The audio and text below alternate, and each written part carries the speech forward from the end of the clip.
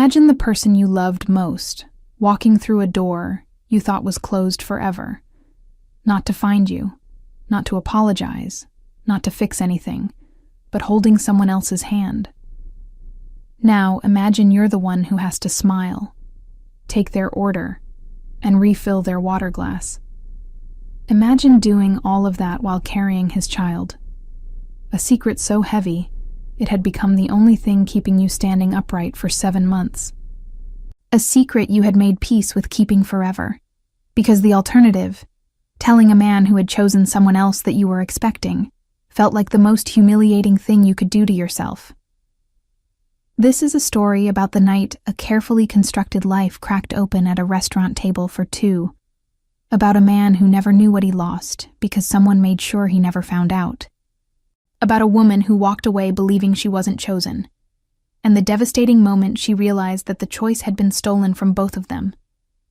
It's about betrayal that wears a diamond ring, about a manipulation so calculated and so patient that it rewrote an entire relationship from the outside, without either person knowing it was happening.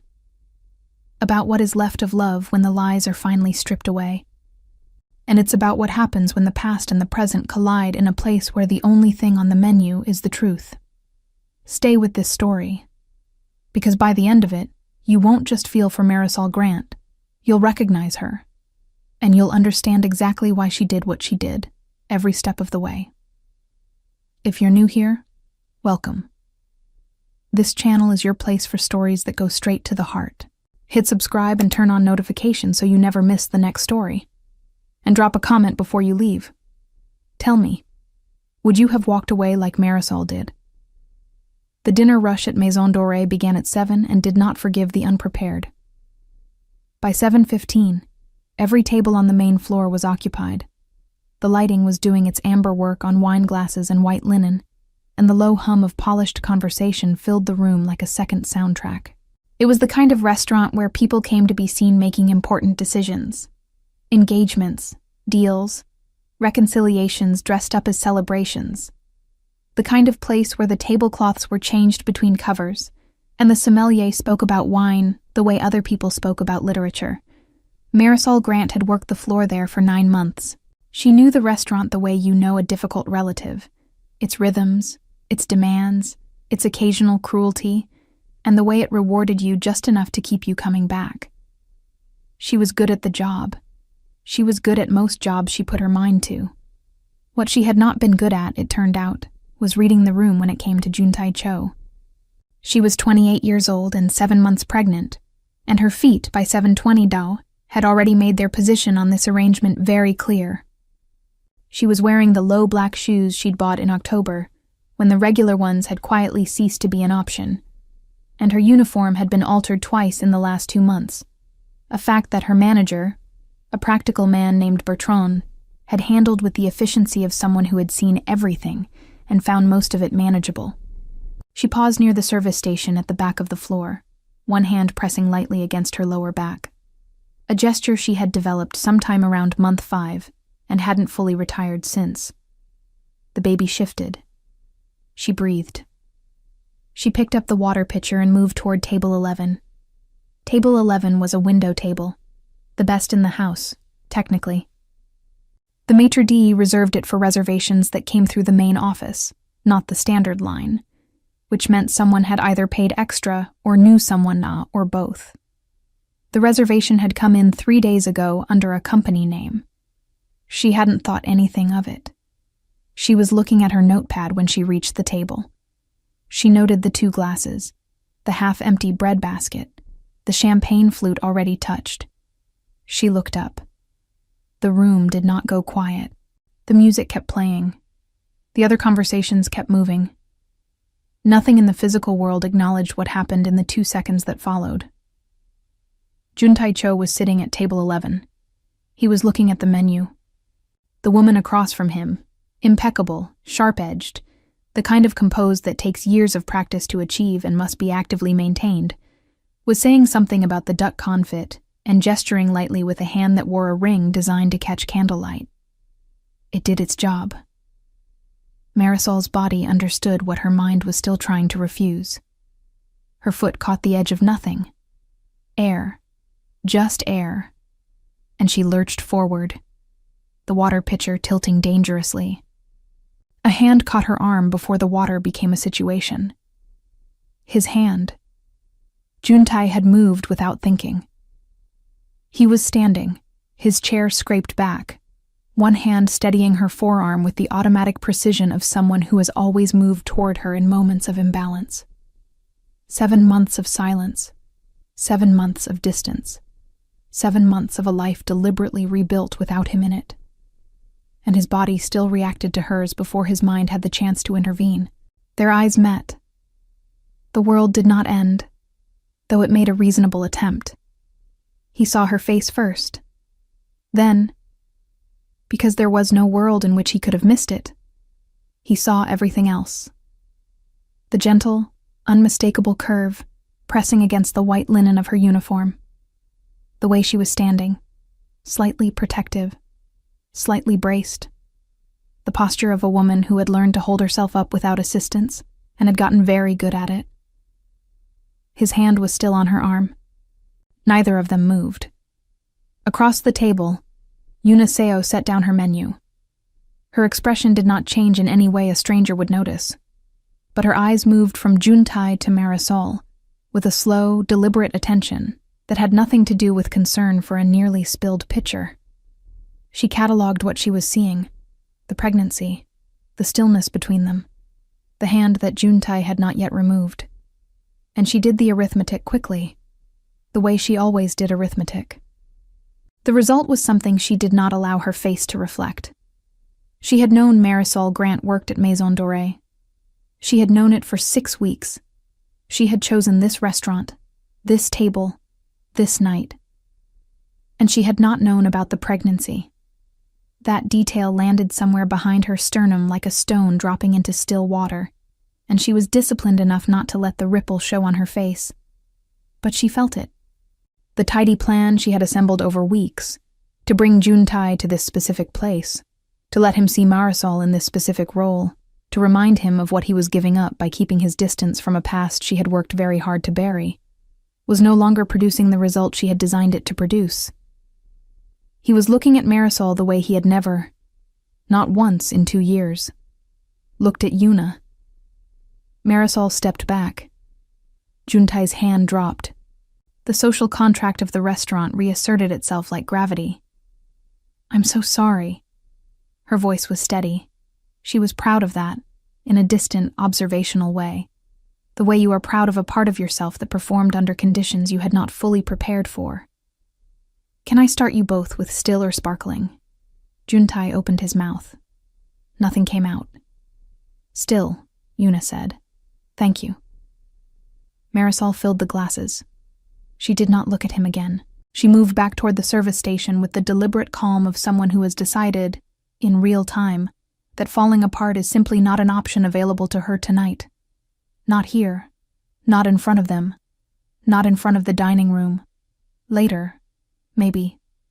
Later there might be a version of this that she would allow herself to feel fully. But not now. Now there was work. Marisol requested a table reassignment from Bertrand at 7:32. He looked at her face, and then at table 11, and said that unfortunately, 3 servers had called in sick, and they were stretched past workable. She nodded. She went back to work. She served table 11 3 times over the next hour. Bread, appetizers, the main course. Each time she approached from the correct angle, recited the relevant information in a voice that was professional and clear, and departed without lingering. She had served difficult tables before. She had served tables where she knew the guests and wished she didn't. This was simply a more extreme version of that. She told herself this. It helped a moderate amount. Juntae tracked her across the room between visits with the focused attention he usually reserved for quarterly projections and hostile acquisition targets, and found it significantly more difficult to manage. He was aware that he was being obvious. He was also aware that the specific capacity required to stop being obvious had been routed elsewhere by the fact of Marisol Grant serving his table 7 months pregnant, and he could not fully reclaim it. The mathematics of it had been running in the background of every other thought since the moment she turned around. They had been together for 14 months. She had left without warning, without explanation. 8 months ago. He had spent the first 6 of those months trying to find her, and the subsequent 2 trying to convince himself that stopping was the correct and respectful thing to do. 8 months. 14 minus 8. He did the arithmetic and sat with what it produced. Yuna, across the table, performed the role of radiant fiancée with the polish of long practice. She spoke about the food. She commented on the light. She touched the stem of her wine glass the way she touched most things, with a proprietary attention that communicated ownership to anyone watching. She was watching Juntae with the particular alertness of someone who has detected a variable in a controlled environment and is recalculating in real time. She had not known about the pregnancy. The absence of that knowledge had been the foundational error in an otherwise carefully constructed plan. She had come here to remind Juntae of the distance between himself and his past. She had produced, instead, a reunion, and not just a reunion, a revelation, the kind that rewrites context, the kind that does not unhappen after dessert. The tipping point came with the dessert course. Marisol set the chocolate fondant in front of Yuna and the single espresso in front of Juntae. She was turning to leave when his voice reached her, low and deliberate, and entirely stripped of its professional register. The voice from the 14 months, the one she had stored in a place she rarely opened. Marisol. She stopped. She did not turn around immediately. She gave herself 3 seconds. She counted them. And then she turned. He was looking at her with an expression she had seen before.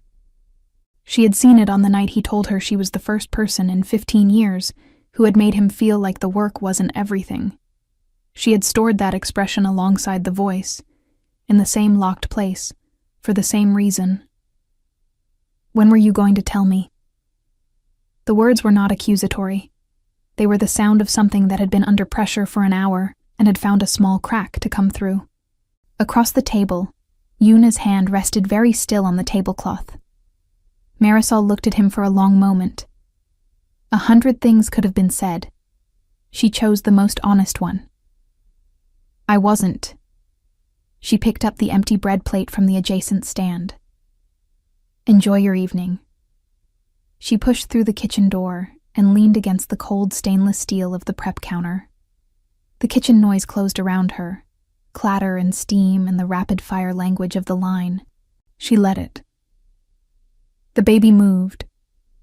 A slow, rolling shift that pressed against her ribs from the inside. She pressed back, gently, the way she had learned to do when the world got loud, and this was the only conversation that mattered. I know, she said quietly, to the 2 of them. We're fine. We're going to be fine. She finished her shift. She collected her things from the staff corridor. She buttoned her coat slowly. The buttons had gotten harder to reach, and she stepped out through the service exit into the November night. She had made it half a block when she heard the door open behind her. She did not slow down. She heard footsteps on the wet pavement. Not running, but purposeful, the pace of someone who has made a decision mid-stride and is committed to its execution. She turned the corner. He followed. She kept walking, not because she thought she could outpace him, but because stopping felt like a capitulation she had not agreed to and was not prepared to offer. Marisol, please. The word stopped her. He had never used it carelessly. In 14 months, she could count on one hand the times she had heard it from him, and each time it had meant something specific, that he was asking for something real, and was willing to expose the asking. She turned around.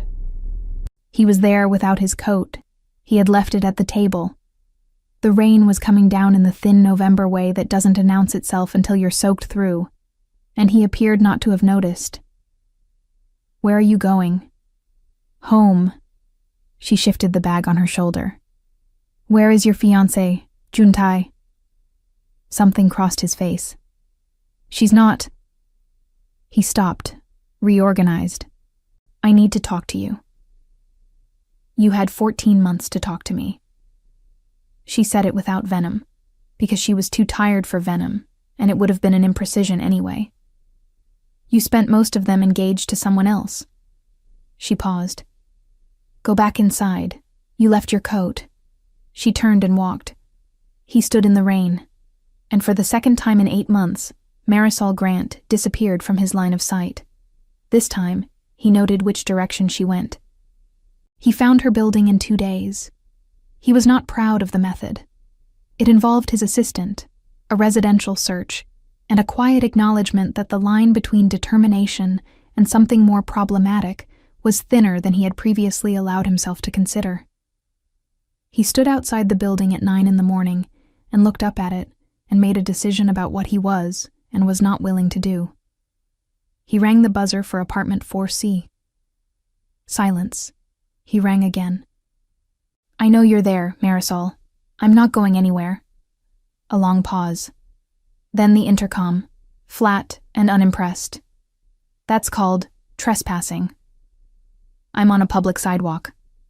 Then stay on it. The intercom went silent.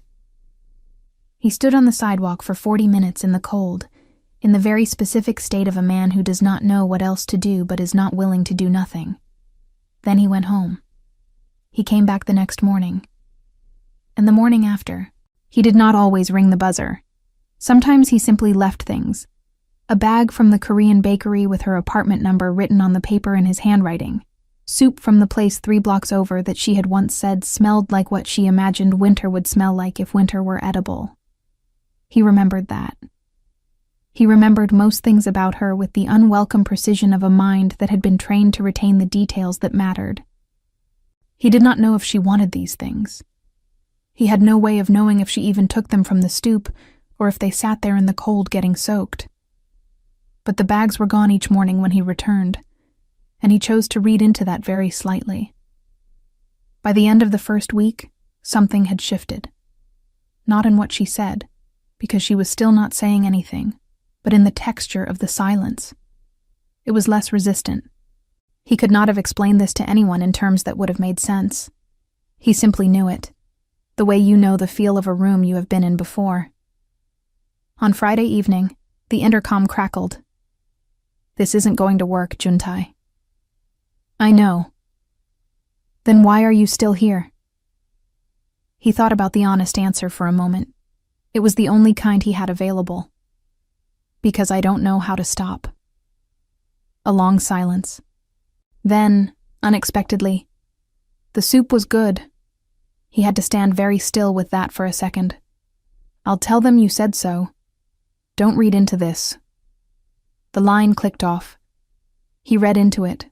He couldn't help it. A woman who had every reason to say nothing had said one unnecessary kind thing through an intercom. And he filed it the way he filed all details that mattered. Carefully, without letting the filing show on his face. He slept better that night than he had in 8 months. It was a Saturday, 10 days after the restaurant, when she opened the door.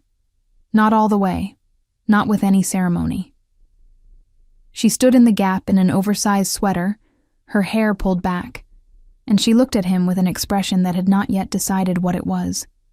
Not hostile, not welcoming, the specific neutrality of someone making a real-time assessment. He was holding soup. He had not planned this as a tactic. It was simply what he had been doing, and he had not stopped doing it. She did not invite him in. They stood in the hallway, him just outside the threshold, her just inside it, and the building made its old building sounds around them. Pipes, wood, the vocabulary of structures that have been holding people's lives for decades. You want to know why I left? I want to understand it. She took a breath. I found out about Yuna from a newspaper, a society column, a photograph. She did not look away from him. You were at an event. She had your arm. The caption said Fiancée. I know what I read. He went very still. What date? October 14th, last year. He closed his eyes briefly. When he opened them, He looked like a man who has just been shown the mechanism of something he hadn't known was broken. That event was my father's. The announcement, I didn't know about it until I arrived. My family and Yuna's had been in discussions for over a year. I had told my father repeatedly that I wasn't interested in the arrangement. He released the announcement before I had any opportunity to respond. I was trying to find a way to tell you, to explain. I was looking for you, and you were gone. The hallway held this. Marisol looked at him with the careful eyes of someone who has been burned by their own capacity for trust and is not ready to extend it again on the strength of a single account, however plausible. That's a version of events, she said. Quiet, not cruel, just precise. I know. He did not push. I know it sounds like exactly what someone in my position would say. I'm not asking you to believe it right now. I'm asking you to let me show you, over time. That's all I'm asking. She looked at the soup in his hands. She looked at him, at the November shadows under his eyes that matched hers, roughly. I'm very tired, Juntae.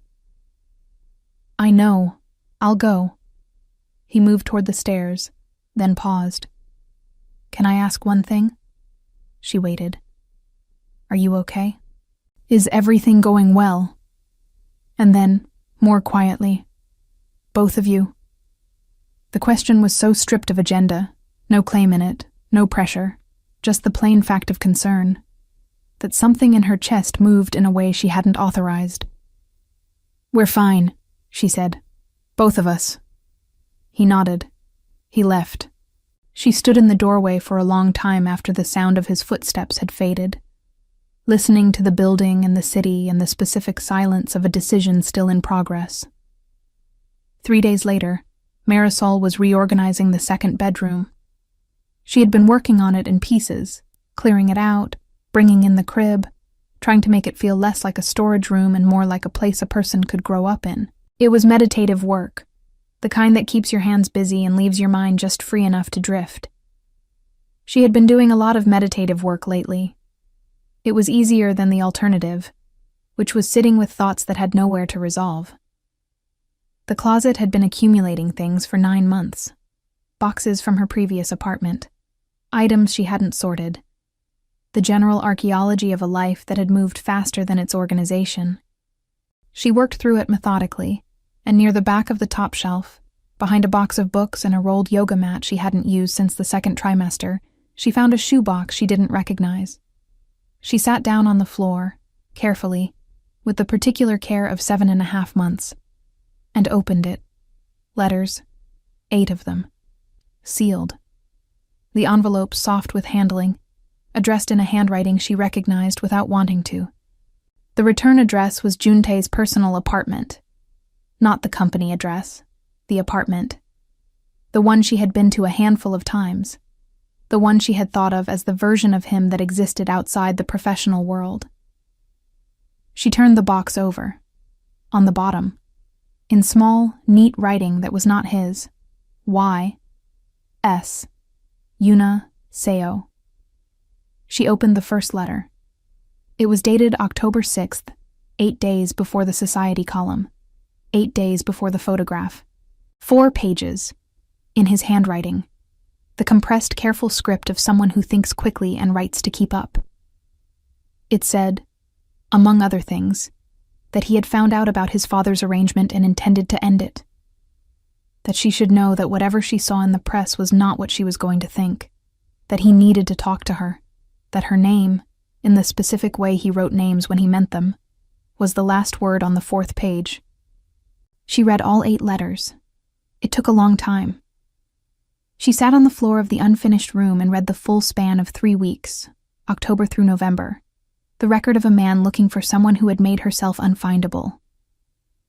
Each letter a little more worn at the edges than the one before, as though they had been handled many times.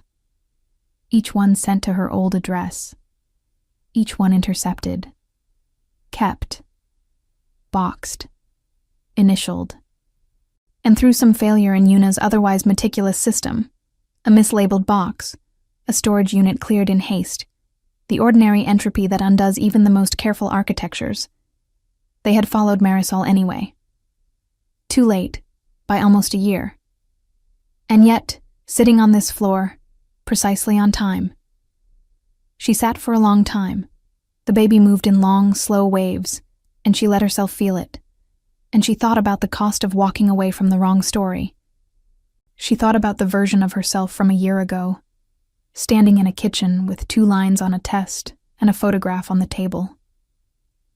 She thought about what that woman had believed she deserved, what she had decided she was allowed to ask for.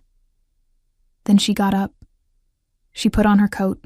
She put the letters in her bag. She went to find Juntae. She had never been to the Cho Enterprises building. In 14 months together, she had existed in the part of his life that was separate from the building. The Saturday version, the quiet dinner version, the man who put his phone face down and sat across from her like the rest of it could genuinely wait. She had always found that version of him the most real. She had not known, until she was standing in the marble lobby, how large the other version was. The receptionist handled her arrival with the professional neutrality of someone paid to make no visible judgment. Marisol stated her name, a phone call, an elevator, a 42nd floor, an assistant who looked briefly startled and then very carefully did not. Juntae was in a meeting. She sat in the waiting area and looked at the city through the floor-to-ceiling windows and breathed and organized herself and thought, whatever happens after this, I did the thing I was afraid to do. That is enough, regardless of the outcome. He came out of the meeting and stopped when he saw her. The same 2-second recalibration as the restaurant, different context, same fundamental response. He sent the assistant away. She placed the shoebox on his desk. He looked at it. He looked at her. She said, "Open it." He read slowly. She watched him move through his own words from the distance of a year, and she watched the way his face changed. Not with surprise at what was written, because he had written it and he knew what it said, but with the slow, specific understanding of a man who has just been handed the explanation for something he has been trying to make sense of for months. He set the last letter down. The room was very quiet. She was at your old address. Not a question. She had access to my father's address records, courtesy of the business relationship. He paused. I knew she was calculating. I didn't know the extent. She put her initials on the box. Yes. He looked at the shoebox for a moment. Either she wanted a record of it, or she became careless. Probably both. The silence was not uncomfortable. It was the silence of 2 people taking in the full shape of a thing they had only previously seen in pieces. I'm angry, Marisol said. She said it clearly, without escalation. It was simply the most accurate word for what was in her body. I want you to know that. I lost a year. I went through the first trimester alone, the second trimester. I've been doing this by myself. And I made peace with that because I thought it was the only option. It wasn't. It was a manufactured option, and I am angry about that.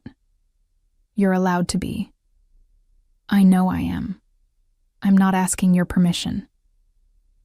The almost smile came again, which surprised her the same way it had in the hallway. He almost smiled back. 2 people at the edge of something after an enormous amount of damage, finding, unexpectedly, that the thing underneath was still intact.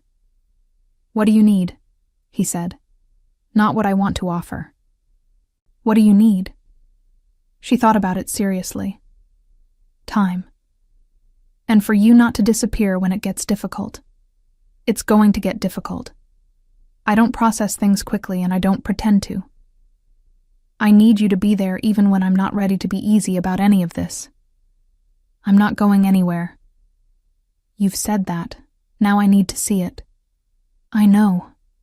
He held her gaze. I know. And Yuna.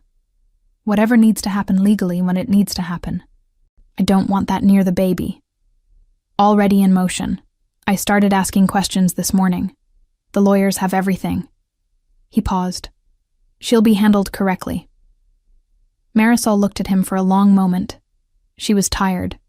She was also, and she allowed herself to notice this, less alone than she had been when she woke up. Not healed. Not whole. But the particular isolation of carrying a secret that was never supposed to be hers had lifted, slightly, and the air where it had been felt different. "Okay," she said. Just that. A door, slightly open. And for now, that was everything. Eunice received the call from her attorney on a Thursday morning and understood immediately that the geometry of her situation had changed in ways that could not be managed through the usual tools. She had always been good at those tools. She had been less good, it turned out, at managing the one variable she had not known to account for. She agreed to a meeting. She arrived in the same posture she brought to every room she entered. Composed, precise, a woman who had never learned to show the working. The letters were on the table when she walked in. She looked at them. She looked at Juntai. She made the calculation she always made, with the same efficiency. What does this position cost against the cost of the alternatives? You wanted a family alliance, Juntai said. His voice was very calm. The calm of someone who has finished grieving something and can see it clearly now from the other side. That's what this was. Not a marriage. An arrangement you were protecting. She did not confirm or deny this. You intercepted correspondence between two adults, he continued. You used private access to reroute letters sent to a woman who had no idea they existed. You chose a restaurant where you knew she worked because you wanted to humiliate her.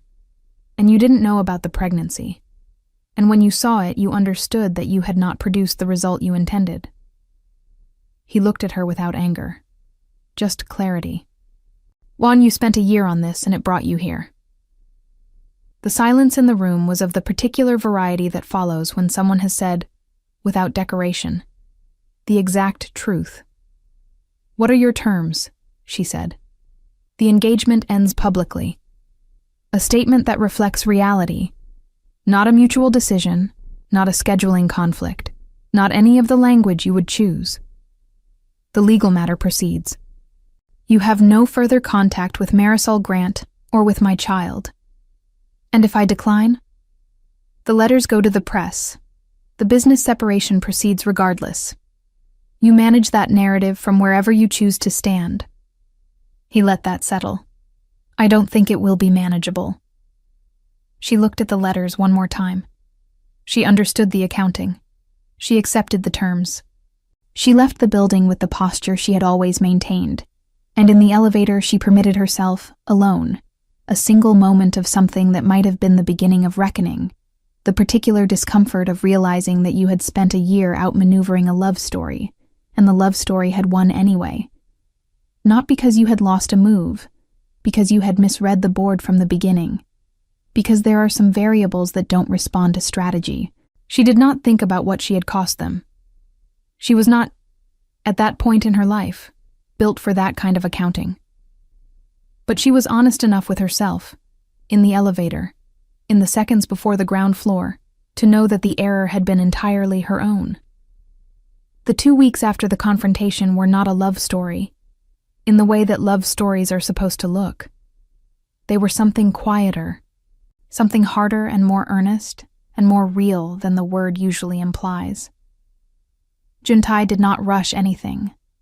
He understood, with the precision he brought to things that mattered, that the invitation had to be hers, and that pushing for it would undo the work of simply being present. He showed up in the ways she had said she needed, available, patient, there in the specific way that a person is there when they've decided to be there regardless of the return.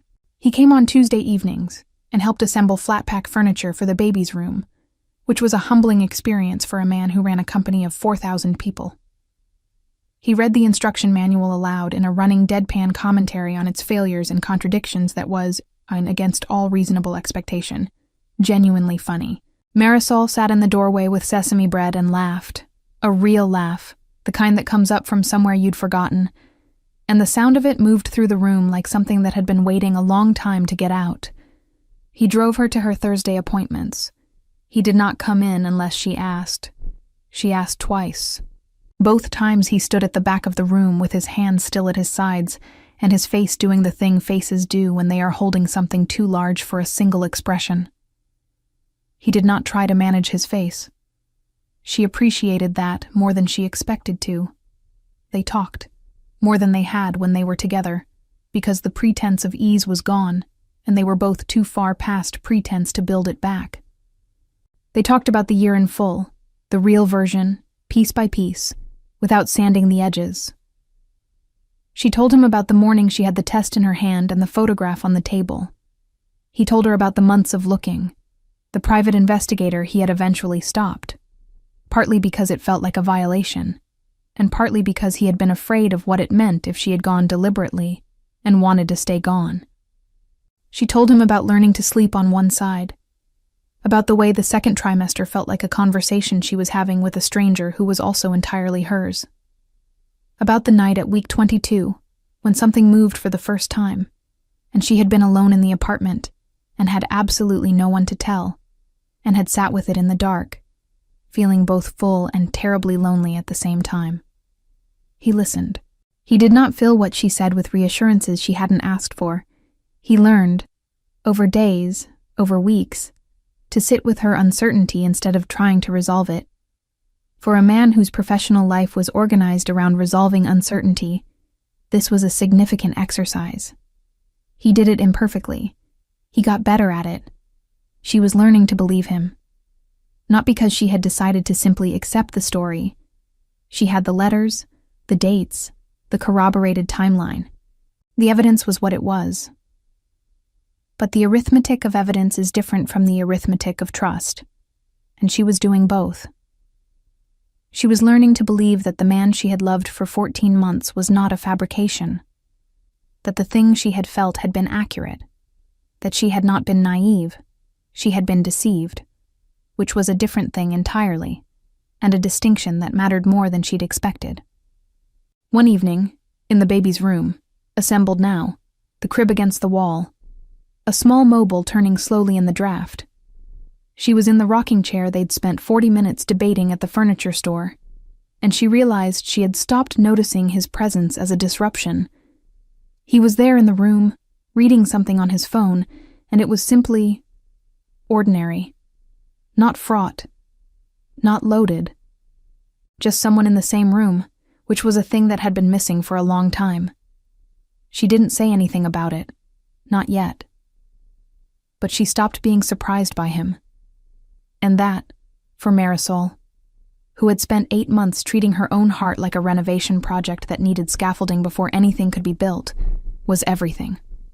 She went into labor on a Wednesday, 3 weeks after the shoebox, at 11:47 at night. She had been awake. She had been awake for most of the last week, in the way of the final weeks, where sleep becomes a negotiation and the body reserves its opinion for the hours between 2 and 4 a.m. She was reading when it started, something slow and unmistakable and entirely expected, which did nothing to reduce its impact. She did not panic. She had read everything.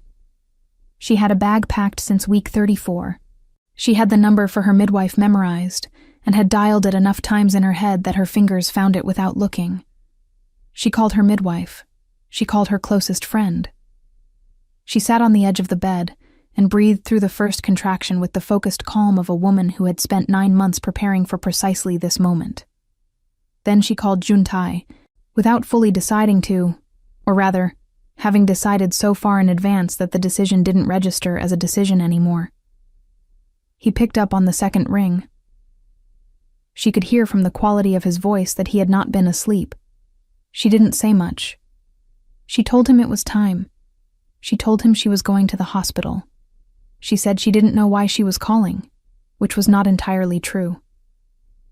"I'm already putting my shoes on," he said. 18 minutes. 17 minutes later, he was at her door. The hospital was quiet in the particular way of hospitals at midnight, a different register from daytime silence, lower and more serious, the quiet of things happening outside the schedule of ordinary life. They moved through it together, and he stayed close without crowding, and she did not send him away. It was long, and it was hard. She was not a woman who made it look easy or wanted to. She wanted what he had been giving her for 3 weeks, presence without performance. He gave her that. He stood where she needed him. He held her hand when she reached for it and released it when she needed both hands and her whole body for the work of it. At 4:17 in the morning, Seo Yeon arrived in the world with an opinion that she expressed clearly and without any particular concern for the hour. The name had been Juntai's offering, one of 3, written on a piece of paper and left on her kitchen counter 2 weeks ago without comment or expectation. She had looked at the list for a long time. Seoyeon meant auspicious and beautiful in Korean. She had told him so in the car, at midnight, while the city moved past the windows and neither of them said anything else, because there was nothing else that needed saying. He held Seoyeon for the first time with the expression of a man who has been keeping the books of his life and has just found the entry that makes the balance make sense. He held her with extreme care. He was quiet for a long time. When he spoke, it was in Korean, low, private, something he didn't translate. Marisol, from the bed, asked. He looked up. His face was completely unguarded. She had seen glimpses of this before, in the restaurant, in the hallway, in the boardroom. But not the full, undefended version of it. This was the full version. I told her I'm not going anywhere. Marisol looked at him, at their daughter, at the room, at the particular fact of 4:20 in the morning after the longest year of her life, with everyone she was responsible for in the same place, and the man she had grieved and been angry at and slowly, carefully chosen again, looking at her with something that required no translation. Good, she said. She should know that. We both should. The apartment was louder than it used to be. Not in a difficult way. In the way of things that have been filled, where silence has been replaced by something with texture. The specific acoustic vocabulary of a life that has more people in it. Small sounds. The particular frequency of a 4-month-old who has opinions about the world and the full lung capacity to express them. The rhythm of a household that is still learning its own patterns. Seo-yeon had her father's focused attention, and her mother's absolute refusal to accept a situation she found unsatisfactory. She communicated both of these traits without ambiguity. The people around her had adapted accordingly, and were better for it. Marisol was in the kitchen on a Sunday morning, coffee in hand, in the unhurried way that Sunday mornings allow when you have managed, against statistical probability, 4 consecutive hours of sleep. The late winter light was doing its best impression of spring through the window. The city moved outside in its Sunday way, unhurried. She could hear Juntai in the living room, the low, careful voice he used only for Seo-yeon. Not quite singing, not quite speaking. The frequency he had discovered in himself in a hospital room at 4 in the morning and had not since put away. He had moved in 6 weeks ago, not with a speech, not dramatically. Incrementally, the way real things happen. A drawer, a toothbrush, the gradual absence of a commute that had stopped making sense. She brought her coffee to the doorway. He was in the armchair with Seo-yeon in the crook of his arm, talking to her in the mixture of Korean and English that had become the language of that particular relationship. Seo-yeon was looking at him with the total absorption of someone for whom he was the most interesting object in any room, which was the most accurate assessment Marisol had seen anyone make of Juntai Cho. He looked up. Between them passed the look that only exists between people who have been through something real together. Not something easy, not something clean, but something real. Something that had cost them both and brought them out the other side not undamaged but intact. The look of 2 people who know the full price of what they have and have stopped taking it for granted. He smiled. She smiled back. Seo-yeon registered an opinion about the pause in the conversation. That's fair, Marisol said, pushing off the door frame.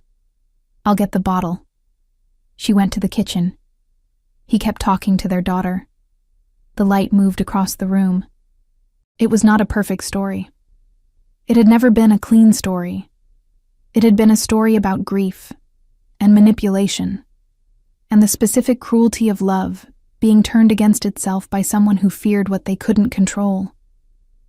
It had been a story about a woman who walked away from the wrong version of the truth, and a man who looked for her in the wrong places, and the shoebox full of letters that found its way home anyway, as the right things have a way of doing. But it was their story.